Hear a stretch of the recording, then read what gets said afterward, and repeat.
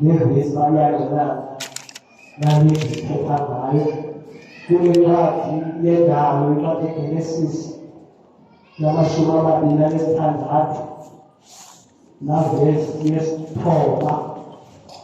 26 chapter 26 verse 9.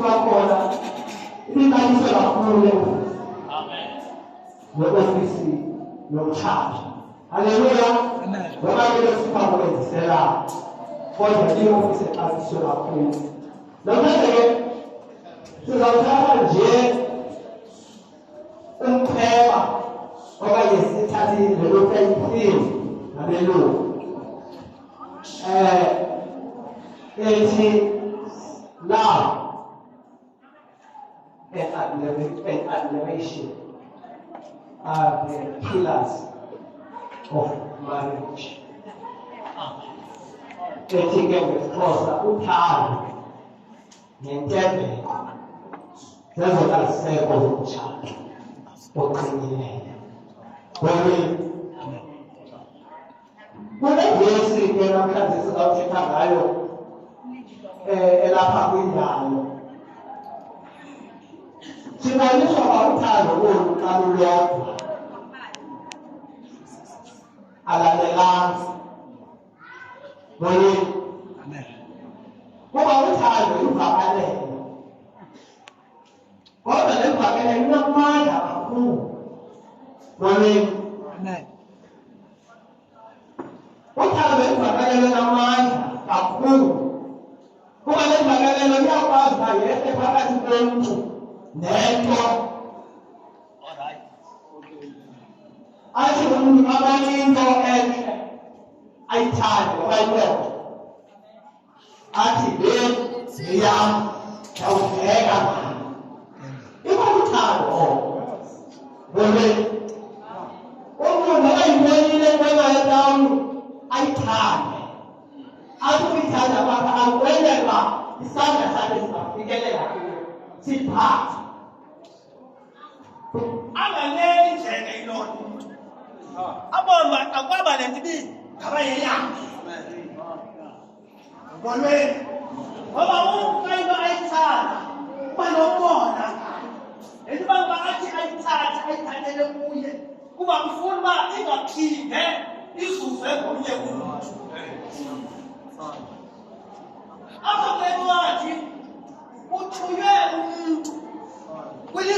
kude utata uAbraham wathi hamba abokhangele umnyana wamfazi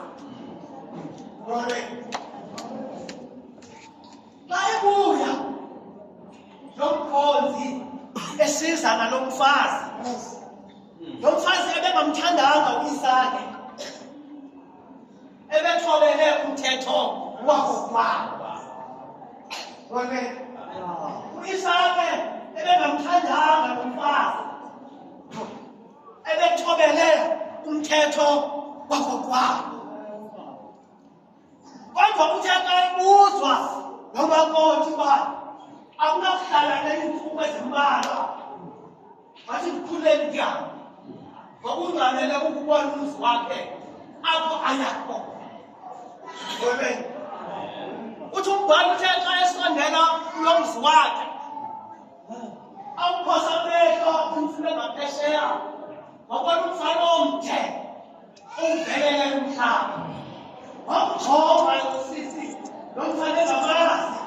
kodwa babakho umlelelayo phakathi kwabo wehlike enqweleni wangama wayakuya ngolweni kuba bekuqala ukutyaleka esisithole siluthanga ngolweni sakhula esisithole kodwa aba bantu kuqala bebehlanganiswe ngabazali ngolweni ngokuyisake ngoku ekukhuleni kwethando lwabo ithi le ncwadi ebemhle kakhulu unkosikazi wakhe ebengunkosikazi omhle ngolweni uthe xa ngena komhlaba wasegerari baba nengqiqo okanye bahlala phantsi baba nengxoxo ingxoxo ethi nkosikazi uba ndithe umfazi wam sabulala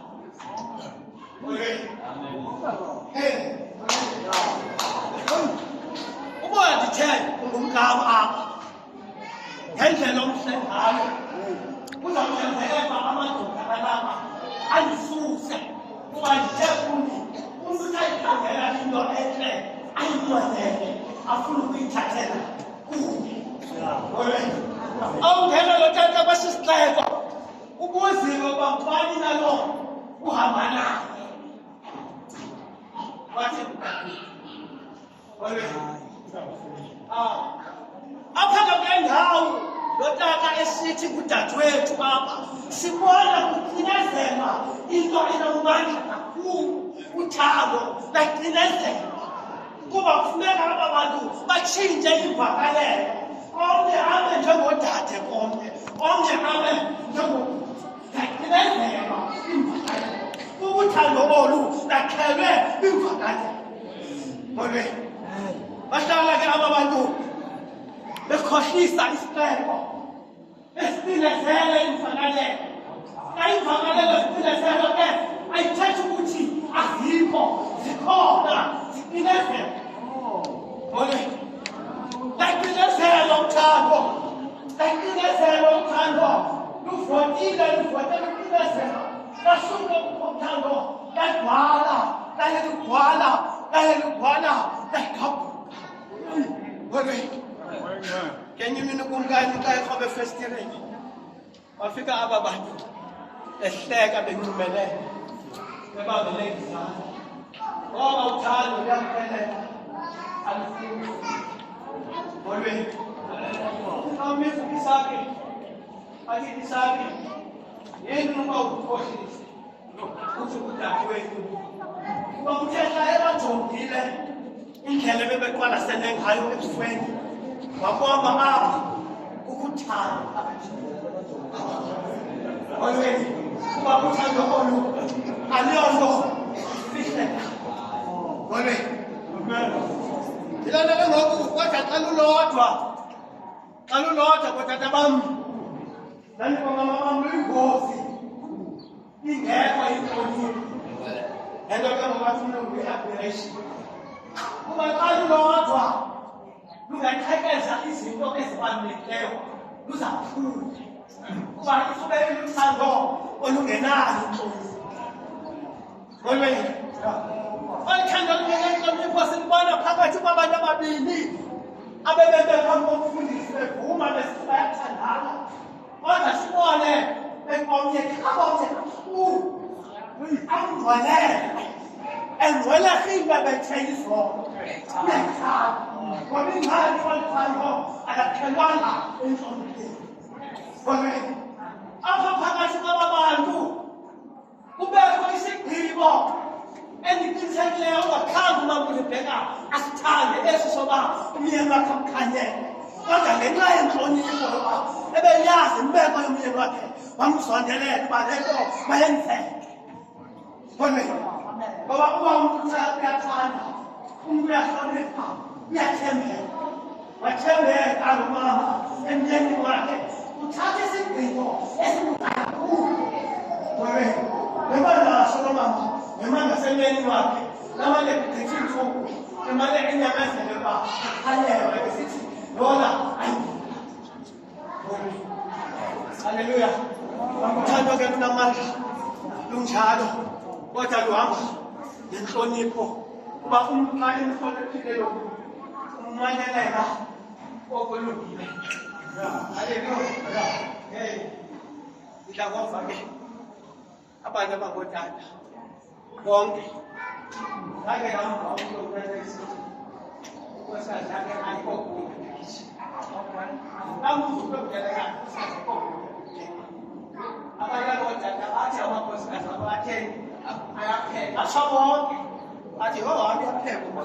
halleluya ngoba wazi isandla sakhe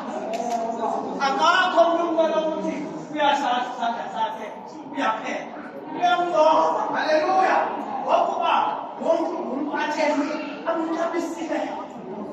koneni nomama ngokunjalo uyafuna umama nengengekamsebenzi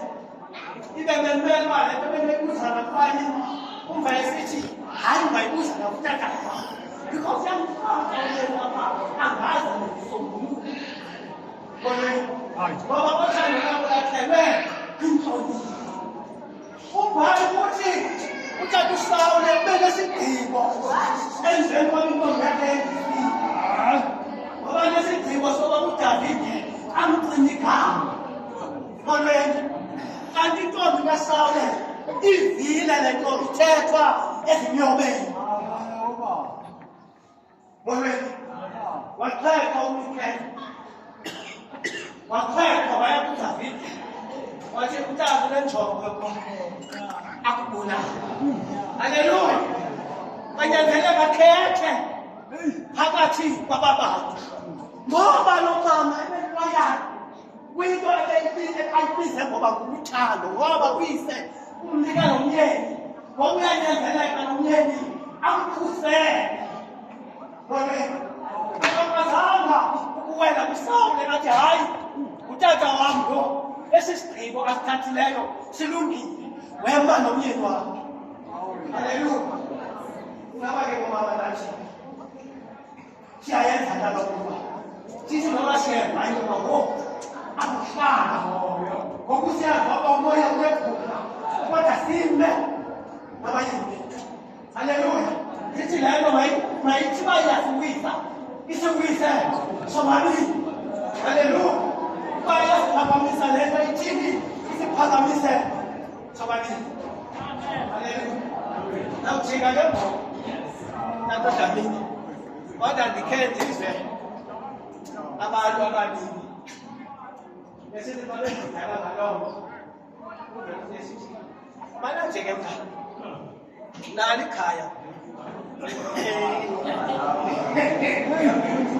abantu bayafidala futhi noma lomlomo unobunzima kodwa kuvese kukho umuntu othi manaje akathi koko